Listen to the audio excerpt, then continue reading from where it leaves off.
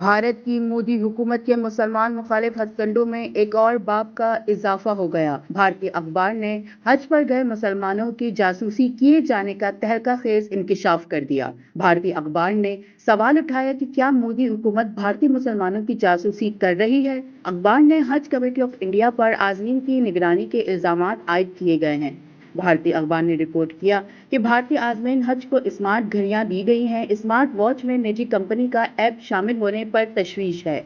आज़मीन की नकलो हरकत मॉनिटर होने के खदशात सामने आ गए हैं। भारतीय अखबार ने अपनी रिपोर्ट में कहा कि माहिरीन ने रहनुमाई के लिए स्मार्ट वॉच को गैर जरूरी करार दिया। अखबार ने सवाल उठाया कि सऊदी अरब में फोटोग्राफी पाबंदी के बावजूद स्मार्ट वॉच क्यों दी गई। रिपोर्ट के मुताबिक हज कमेटी ऑफ इंडिया से फौरी वजाहत का मुतालबा भी सामने आ गया है।